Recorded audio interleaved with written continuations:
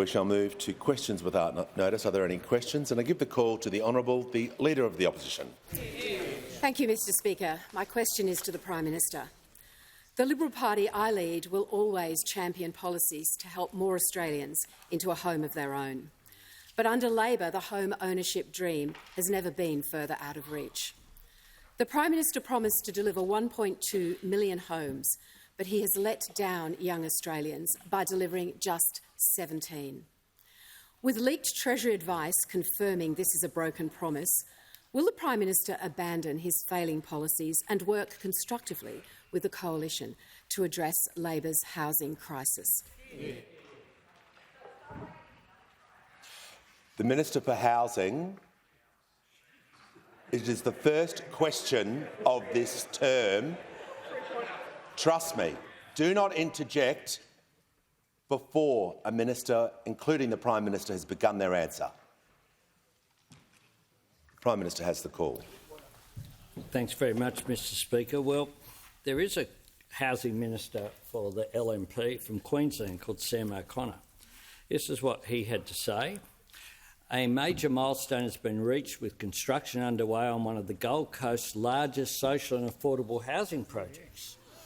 The high-rise, supportive housing project is being delivered by the Australian Government's Housing Australia Future Fund. Went on to say, Order. Importantly, this project will provide 200 vulnerable Gold Coast households with much more than a safe and secure roof over their heads. The Master Builders Australia support our programs. Danita Warren, the 1.2 million homes we say is achievable. For the first time, we've seen a federal government actually recognise that they've got a leadership role in resolving this problem. Up until the Albanese government, we have seen federal government say no. It's the problem of the states. It's the problem of local government. Who might Danita Warren have been speaking about? The former government that over the 9 long years didn't bother to have a housing minister for half of the time, had complete contempt for public housing, provided no incentives for... And the Leader of the Opposition has asked her question. Just going to ask her, now that she's been given the courtesy of her question being heard in silence, that she directs the same courtesy to the Prime Minister. The Property Council of Australia, Mike Zorbas, Chief Executive, the 5-year national housing target is already a success. There is currently an outbreak of nationally coordinated political leadership and productivity on planning and housing, something we have not seen so far this century and would not have seen without the Accord.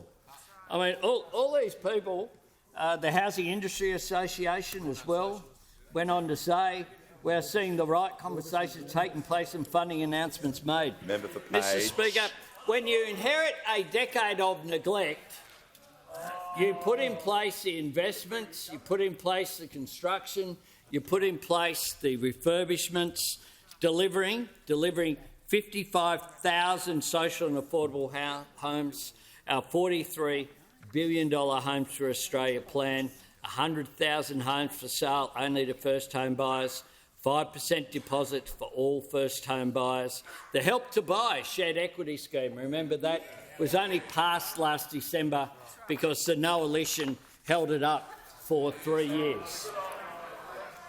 Order. Prime Minister will refer to the Coalition as the Coalition.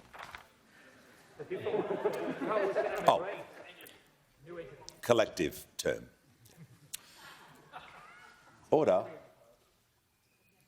Give a call to the honourable member for Dixon. Thank you, Speaker. My question is to the Prime Minister.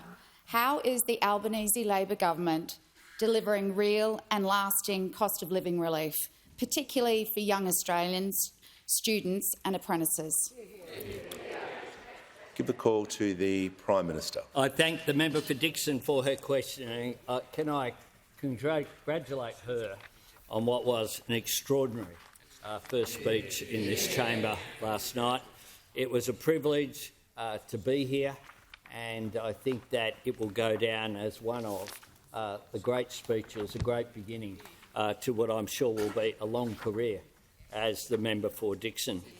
Today we are cutting student debt by 20% with the legislation that we've introduced. We announced it last December. We said it would be the first piece of legislation that we would introduce were we to be re-elected. And one of the reasons why we sit on this side of the chamber is because of this policy, because it resonated with those young Australians in particular who are looking for intergenerational equity measures, which is what this is, saving some 3 million Australians an average of $5,500 each. But of course, those opposite said they would oppose this, and they went through the election campaign with one of the big distinctions between the Labor government and the opposition being that we wanted to provide that cost of living help like we did throughout the last term, and consistent with what they did in the last term, they opposed every single measure. This helps not just people who are university graduates, but about 280,000 apprentices who've got vocational education as well. And it's just one of the measures. We didn't wait for Parliament to come back before we started delivering on our cost of living agenda. On July 1, paid prac for student nurses, teachers, social workers and midwives began. Now, I think that most people would have thought, well, if you're studying to be a nurse or you're studying to be a teacher, and these are professions that are in short supply, we will want to encourage people to go down that career path, that when they took the time out in a hospital or in an aged care facility or in a school, that they would actually have to leave their part-time jobs. It would actually cost them money to do paid prac. Well, under this government from July 1, that was fixed. Just like the $10,000 bonuses for construction workers, just like the free TAFE, just like the 2 weeks of paid parental leave, we're super paid on it for the first time. An additional 2 weeks, taking it up to 24 weeks, it'll go to 26 next year. Superannuation guarantee went to 12%. The $150 energy bill relief began. A 3.5% wage increase for minimum wage workers, and the subsidy for batteries began as well, already undertaken by 10,000 households. Give the call to the Honourable the Leader of the Opposition. Thank you, Mr Speaker. My question is to the Prime Minister. Under Labor's tax policy, Australians will be forced to find cash they don't have to pay tax on income they haven't earned.